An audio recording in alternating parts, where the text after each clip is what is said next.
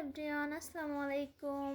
আজকে আপনাদের সাথে শেয়ার করব মজাদার বান মাছ ভুনার রেসিপি। যারা বান মাছ খেতে পছন্দ করেন কিন্তু এভাবে কখনো খাননি, তারা কিন্তু একবার হলেও এভাবে ট্রাই করে দেখতে পারেন। আর যারা পছন্দ করেন না, তারাও কিন্তু এভাবে একবার রান্না করে দেখবেন, অনেক বেশি মজা লাগবে খাইতে।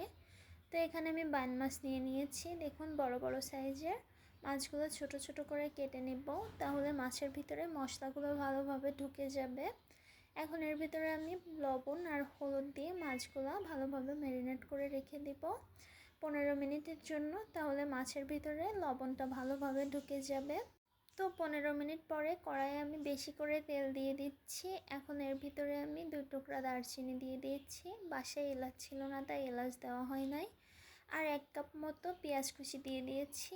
স্বাদ মতো লবণ দিয়ে পেঁয়াজটা ভালোভাবে ভাজি করে নিব। দেখুন, পেঁয়াজটা একদম নরম হয়ে গিয়েছে। এই পর্যায়ে এখানে আমি 2 টেবিল চামচ আদা রসুন পেস্ট আর 1 টেবিল চামচ জিরা বাটা দিয়ে দিয়েছি। এখন মশলাগুলো আরও ভালোভাবে কষিয়ে নিব। মশলা কষানো হয়ে গেলে সামান্য একটু পানি দিয়ে দিব। এখন এর ভিতরে আমি গুঁড়া মশলাগুলো অ্যাড করে দিব। তো এখানে আমি বেশি করে ঝালের গুঁড়া দিয়ে দিয়েছি, যেহেতু ঝাল ঝাল করে রান্না করব। তো হলুদ গুঁড়া, ধনিয়া গুঁড়াও কিন্তু দিয়ে দিয়েছি। এখন মশলাটা একটু সময় নিয়ে কষিয়ে নিব। আর মশলার কালারটা দেখুন কতটা সুন্দর হয়েছে। তো মশলাটা কষানোর পরে আমি এখানে মাছগুলোও দিয়ে দিয়েছি।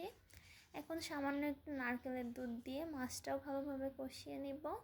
নিচে লেগে যাচ্ছিল, যার কারণে আমি সামান্য নারকেলের দুধ দিয়ে দিয়েছি। আর বান মাছটা কিন্তু কেউ ভাজি করে রান্না করে না, এভাবে কষিয়ে রান্না করলে কিন্তু খেতে অনেক বেশি মজা লাগে। তো কষানো হয়ে গেলে বাকি নারকেলের দুধটুকু দিয়ে দিয়েছি। এখন এর সাথে কিছুটা পানিও অ্যাড করব। এখন ঢাকনা দিয়ে ঢেকে আমি রান্না করে নিব। তো এখানে নারকেলের দুধ দেওয়ার কারণে কিন্তু মাছের টেস্টটা অনেক বেশি ভালো আসে। তো আপনারা রান্না করলে অবশ্যই নারকেলের দুধ দেওয়ার ট্রাই করবেন, আর না থাকলে অ্যাভয়েড করতে পারেন, কোনো সমস্যা নেই। তো এই পর্যায়ে কিছুটা কাঁচামরিচও দিয়ে দিয়েছি। আর ঝোলটা কিন্তু একদমই কম হয়ে গিয়েছে। এখন ভাজা জিরার গুঁড়া দিয়ে দিব। ভাজা জিরার গুঁড়া দেওয়ার কারণে কিন্তু ফ্লেভারটা অনেক বেশি ভালো আসে। আর এর কালারটা দেখুন কতটা সুন্দর হয়েছে। ভাজি জিরার গুঁড়া দিয়ে আমি সব কিছু ভালোভাবে একটু নেড়ে চেড়ে দিচ্ছি, তাহলে মশলাটা সব কিছুর সাথে ভালোভাবে মিশে যাবে। আর আমার রান্নাটা কিন্তু প্রায় শেষের দিকে। দেখুন, পানিটা পুরোপুরি শুকিয়ে গিয়েছে আর উপরে তেল উঠতে শুরু করেছে। এই পর্যায়ে আমি চুলাটা অফ করে দিব। আপনারা কিন্তু বাসায় একবার হলেও এভাবে ট্রাই করে দেখবেন, আর অবশ্যই নারকেলের দুধ দেওয়ার চেষ্টা করবেন, তাহলে কিন্তু খাইতে অনেক বেশি মজা লাগবে। দেখুন কতটা লোভনীয় হয়েছে।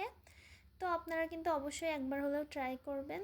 ভিডিওটি ভালো লেগে থাকলে অবশ্যই একটা লাইক দেবেন এবং আমার পেজে একটা ফলো দিবেন। ভিডিওটি দেখার জন্য ধন্যবাদ।